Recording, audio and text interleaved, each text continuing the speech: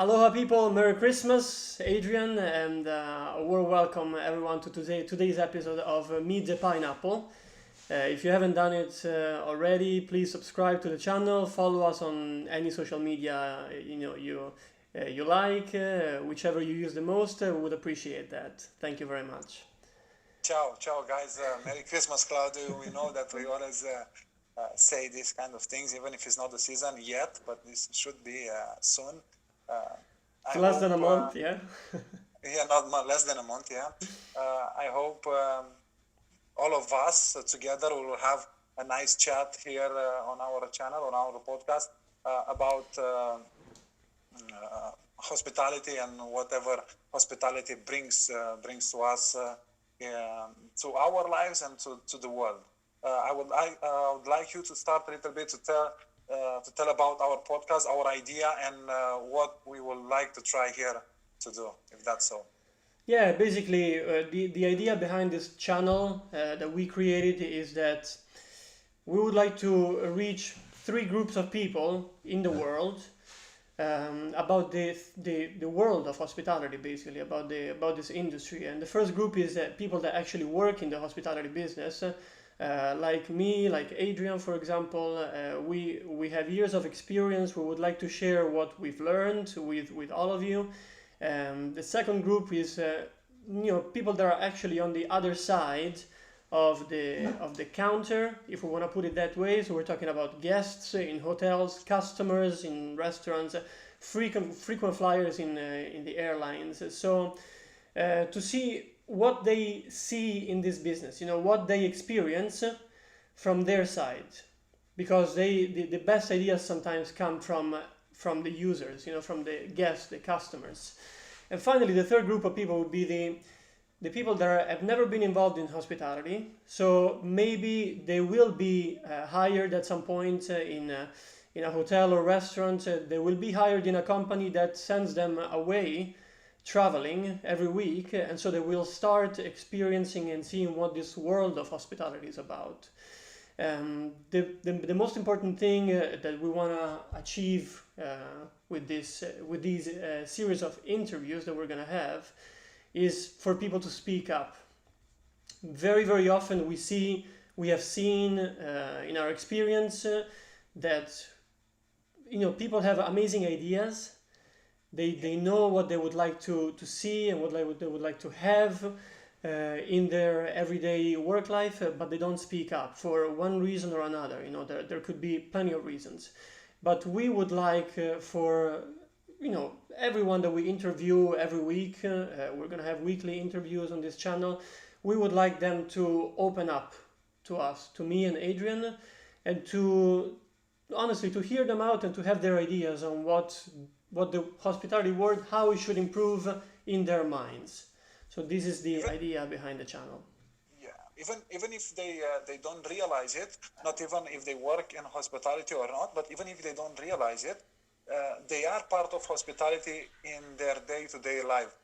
Being a customer into any shop, going for a meal sometimes on a Saturday, or just going and buying a pair of shoes or something like that. It makes you involved with hospitality in a way or another, directly or indirectly. But you don't know it and you don't realize it. So even for a normal person, or I would say normal just because I don't want to use hospitality as a label, if that makes sense or so. Yeah, so Very good, that's very good. So before we welcome today's our first special guest, first special speakers, we would like to hear and introduce also a column in our interviews, which is the column of a very interesting fun fact. So, Adrian, take it away. What do you have for us? Oh, I have so many things that I can choose from, and it's not only fun facts so much as they are interesting and surprisingly, I would say, because sometimes you cannot expect the answer. You think about something and then it just appears to be in a way different country or in a way different city that you imagine for. So, for example, today I've try to put you in a tough position, to surprise you a little bit, and to start our channel with something very interesting. Let's see. I would like you to. I would like to. Yeah, I'd like you to guess where is situated the largest hotel room in the world. Ooh. And you Wow. have, let's say, 2-3 guesses if you can think of something. I'll go with the United States as my first guess. That's definitely wrong. That's not the case. The next one will be Thailand. I'm not sure how close is Lebanon from Thailand, which is a little bit Ooh. far away. But actually, it's in Lebanon, and it's the Grand Hill Hotel and Spa in. I don't want to offend any persons from Lebanon now by saying it wrong, but it's Braumana is situated in Braumana, and the royal residence, as it's called, the suite, has more than 4,131 square meters. If you can imagine that. It No, I has can't. 7 stories. It's something incredible. It has more than 1,200 pieces of art. So it's one place that I could feed maybe all my family and their friends and my friends and so on. I don't think even my Definitely. dream house is as big as that room, you know what I mean? Yeah.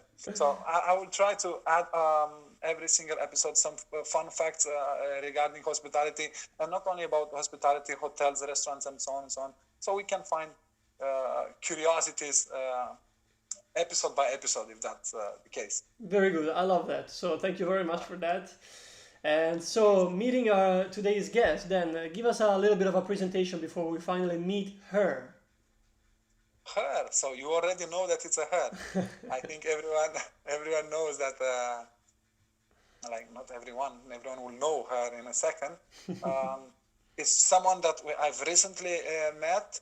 It's someone that, to be honest, I'm very curious to know more day by day. And even if I haven't met her in person, I think it's a good quality person, because she has a warmth in her heart that it makes me know her every day. So Oh, please really? welcome. Yes, There this she is is. true.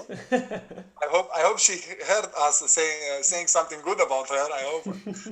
No, you could have say wherever. I didn't hear anything at all. I've said that you are an amazing person. Obviously, I Oh, cannot lie thank to you. you. But I will check the record, just to make sure that you're not lying to me. Amazing. Claudio, please introduce our guest if you want, by name and by serial number and everything, if you want. Well, I'll do you one better. I'll just say that her name is Martina, and I will just leave her the floor. So, Martina, you have the floor. Tell us something about yourself. Well, you know already my name. I'm a front office manager, and I joined the hospitality industry in 2015. My first role has been actually a waitress in a bar, a cocktail bar in the UK, in London.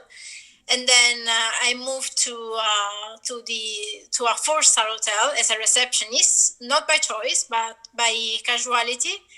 I just love the job. I fell in love with the hotel industry, and so I decided to grow up in that industry. And then I finally became a front office manager. And after 4 years working in UK, lately, about last year, I decided to move back to my country, which is Italy. Oh, that's amazing news. Very good. Also, Thank you very much. You haven't been born a manager, so you work your way up, because some people they might say. Unfortunately, no, I didn't born as a manager. I had to work hard for it. Amazing. Sounds like you've done your way through the chain of command somehow. Yeah, I tried to. Well, congratulations to Martina, first of all, of course, for becoming a manager, a very successful manager at a pretty young age, if I may say, even though she didn't tell us, but in a way I know. And this, I guess, brings us to today's topic, which is management styles. Now, we're going to discuss management styles in a way that goes behind the different countries. For example, as she said, she's worked in the UK, then she's worked in Italy as a manager, and then other factors that all weigh in how good or how great, how exceptional a manager should be. So the first question that I'd like to ask you is that hospitality is an international business, so we work with people from all over the world. So how do you think a manager background, how does it affect their management style? Right. So, as you said, I had the opportunity to work with people from different countries, so with different culture, and of course, we grew up in a society with certain values, and because of that, of course, we bring it to work. So perhaps we can have someone that has grown up, I don't know, in Holland or in German, and it will be really strict. So it will say, for example, the meeting starts at 10:30, and 10:30 on the dot you need to be there. There is no way that you're gonna go there at 10:31 because you're gonna be late. And also, if you go at 10:29, you're late already. You should be there in advance anyway.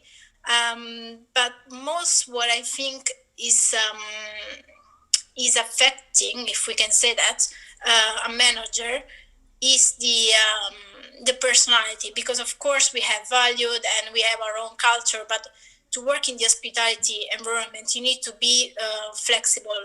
And perhaps most of the manager I get to know, they worked in different countries, so they also got some values from other countries, and they made their own personality in this way.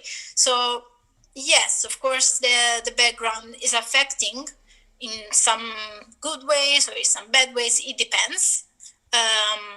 But definitely, I would say that we make our own personality growing up, and especially growing up in different places, or getting to know different people from us. So that makes a huge difference too. That's very interesting, because I wanted to ask you, because you said that it affects somehow. You use this word, somehow it influences, let's say like that. I wanted to ask you, does the age come with an influence when, for example, you just become a new manager, you are 25, 24 years of age. Of course, you've worked hard, no one says no, but you have someone who's been there for maybe 20 years, he's 40, or she's 40, or 60, or something like that. Mm-hmm. And then does it make it easy to manage someone like that, or is it a little bit more hard?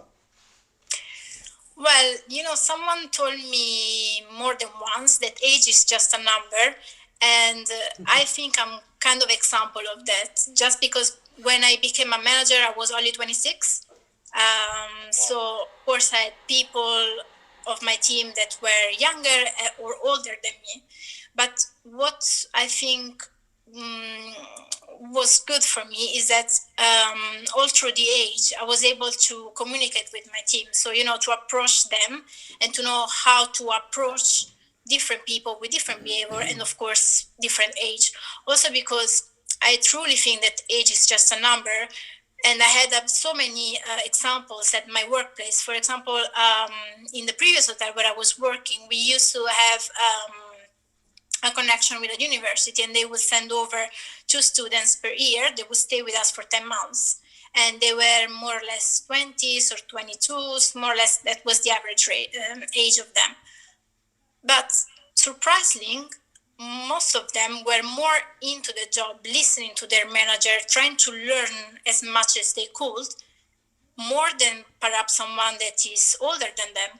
Or, for example, they were more approachable, they were more understanding, more than someone that is older, that's supposed to be mature. So it's really, it's really just a number.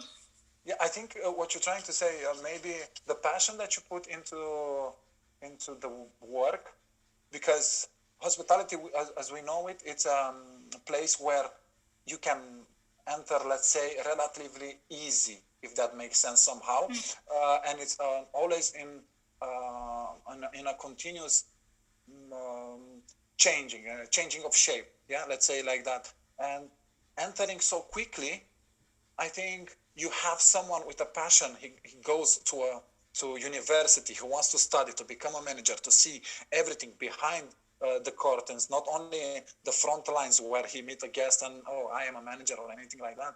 So having those kind of people that they come into a place of work, they work there, they are happy with the job. Some tips on the side, let's be honest. Yeah, we're going to be honest in this podcast.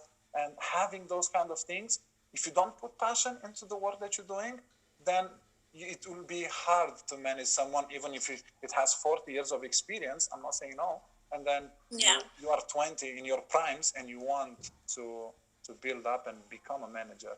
Yes, of course, beside the age, the person who works in the hospitality needs to have a passion for customer service, for teamwork and stuff like that. Often I've been asked actually during interviews or from, other people from the same company as mine, you are very young, how comes you're a manager already? Or perhaps sometimes that's been discriminating also, like, I can't believe you're already a manager. And so it's a tricky thing to be so young and being a manager already. But as I always reply to them, answer to them, it's like, yeah, it's true, I'm very young, but maybe you shouldn't ask me why I'm so young and I'm a manager already, in a way, like a bit suspicious. But you should look at my path and my career, what I've done. I've done night shift, I've done F&B, I've done reception. I try to learn as much as I could. My father taught me, you need to steal the job.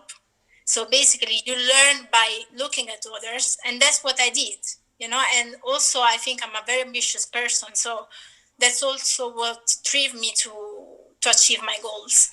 Amen to that. Amen to that. That's very true.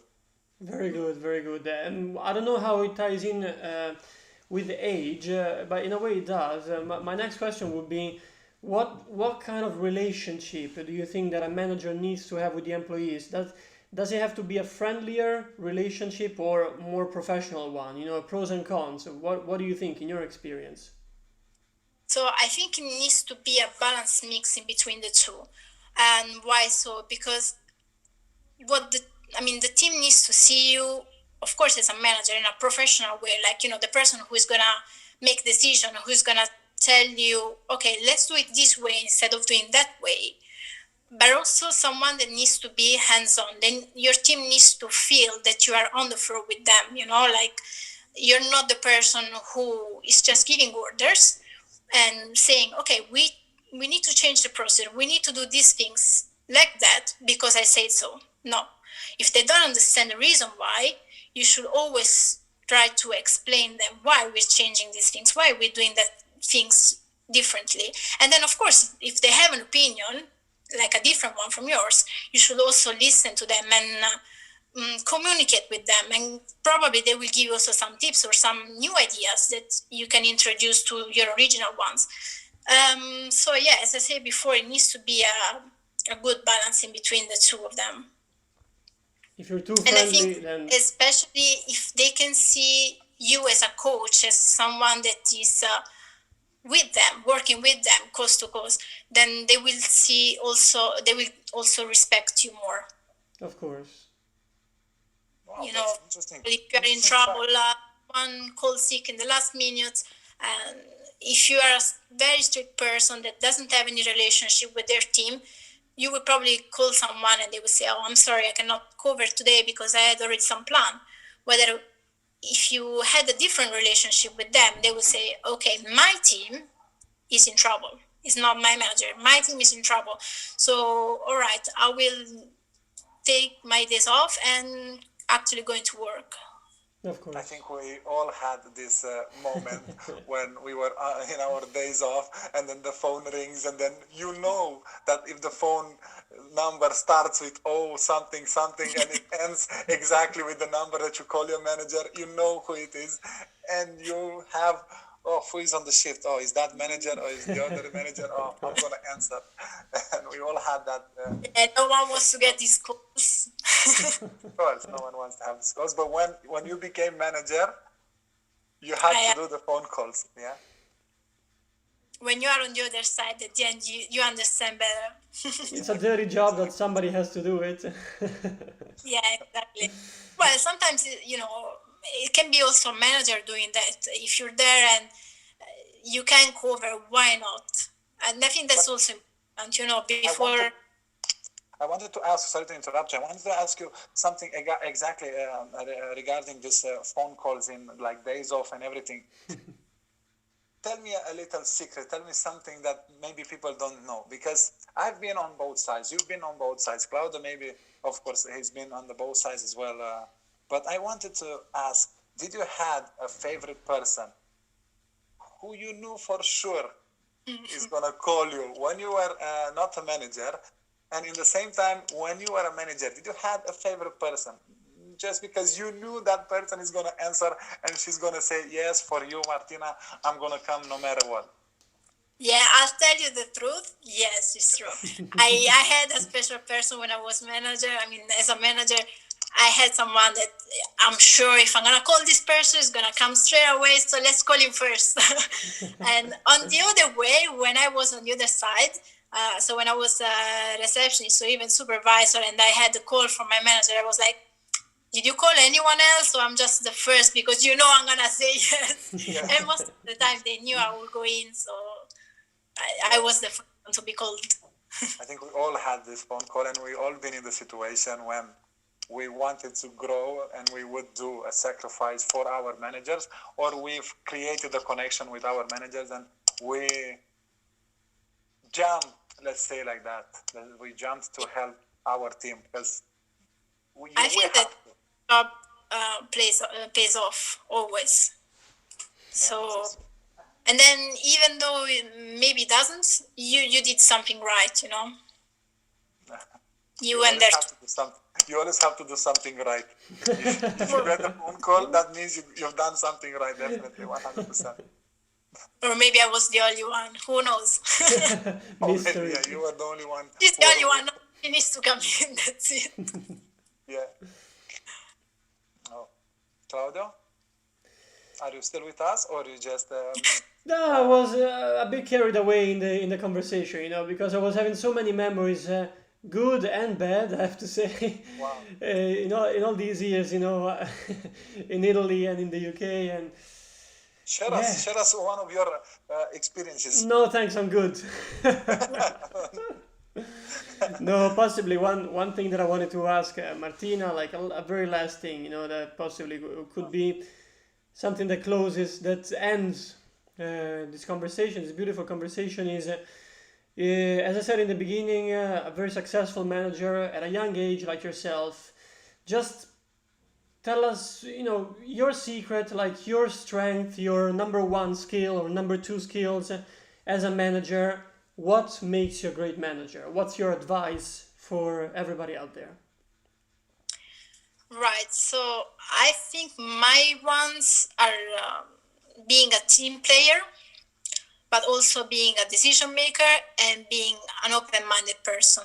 And what I mean by that, well, team player, I think I said already enough. So basically being on the floor and shadow your team, being there for them, helping them. But it's not just about your own department. So mainly I work in reception, but I wouldn't help just the reception team. Of course, if I see a queue at the breakfast, I'm going to jump in, help the team, or I don't know, if housekeeping is short of staff, I will go upstairs and check the rooms, or getting the stuff for them, or, you know, anything I can do to help. That doesn't mean that I know how to do the job. So, for example, if you put me behind a bar, I have no idea how to make a simple Negroni or an Aperol Spritz, you know. But at least I could go and help the guest or entertain him while he's waiting at the bar and stuff like that. Yeah. Even just to check how his experience is going at the hotel, because I'm sure that he would prefer that rather than being unattended at the bar. Of course. So that's one thing. And that involves obviously being open-minded. Be able to give feedbacks, but also to take feedbacks, because I think even though you're a manager or you're a CEO or you are an owner of a company, wherever, you can always improve yourself. And that comes from the feedbacks that you will receive. And not so often it's easy to receive feedbacks, especially, of course, when they're negative. But I think I was just about to ask you the good feedbacks or the bad feedbacks. That's very both, important. Never. really both. I would say most probably the negative one are the most difficult to accept. But when it's something constructive, when it's something that is going to help you improve, is always for the better. So you should take Of it. course. And I also think we all agree. decision maker, because we are the manager. At the end of the day, we can be team player, we can be there, whatever you want. But at the end, we are the manager, so we need to take decision, and that can involve, like handling a complaint or handling a difficult situation at the hotel, even an emergency one, like I had. Where the fire alarm went off at midnight in the hotel and everyone just went out, and it was crazy. But yeah, that was something that really helped me a lot in my career. I learned a lot about it. And decision maker also, it comes down to when you need to have a chat with one of your team, perhaps because of the behavior, or because it's been late, or because maybe he applied for a promotion, like an internal one, but you cannot really give it to that person because you don't think he's ready. But at the same time, you don't want the person to leave the company. To be disappointed, yeah. That's one No, of one thing that I wanted to add to what you said right now is that decision maker. When you apply for a job, and on the job ad there is always one question. Are you able to work under pressure?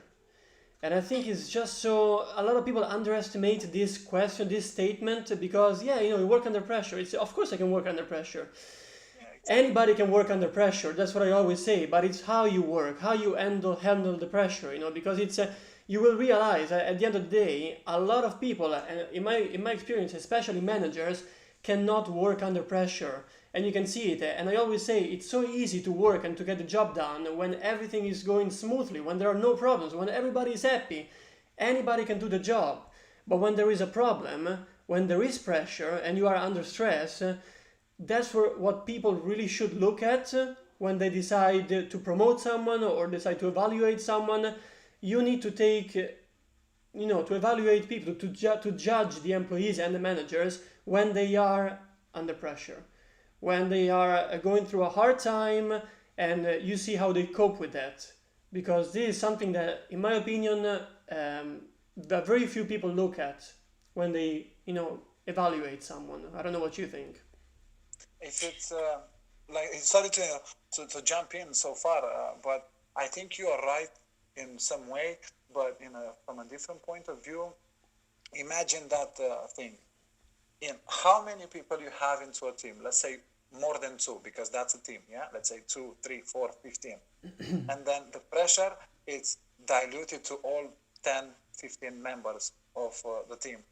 But then when you are alone, where you are one manager, the only one who is responsible, I think you are facing pressure not only from your team, not only from the customer, not only from outside, from maybe you have a general manager on top of you, or even if you are a general manager, sometimes you work for a franchise and you have an owner above you, and so on and so on. So imagine having not even a small shield and facing everything. I think that's one of the reason that pressure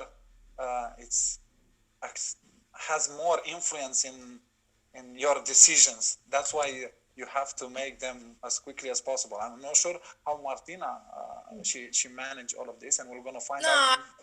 I actually agree with you, and as you say, that can come down to every kind of situation. You might have perhaps a guest in front of you, and you cannot say, "Oh, I'm sorry, sir, but I don't know what to tell you." No, you have someone in front of you that is telling you, "Okay, that thing didn't go right. What are you gonna do for me? Are you gonna give me £1,000 or euro back, or what is the outcome?" So there you need to take a decision. Or, for example, you have a queue of people waiting, but the rooms are not ready. Okay, so what I'm gonna do now? You need to come with a fast idea. Okay, I'm gonna offer some cocktail meanwhile the people are waiting. I'm gonna go up and help the housekeepers. These kind of things. So definitely pressure is something that is really unestimated. And I think for whoever is going to start working now in the hospitality, they should really expect this question from their interviewer and maybe prepare a good answer to that, because sometimes you think, yeah, I can do it, but then when you are there, you realize you cannot. So I think we if all I agree make on the this. question to the candidates, I will perhaps ask them, okay, can you give me an example on when you have worked under pressure and what did you do? Absolutely, I Yeah, think we can all agree on this. yeah, we all And agree on that. That's a very interesting fact. Having pressure, it needs to be put it a little bit in under the loop and zoom it in exactly. A specific case, how would you deal with that situation?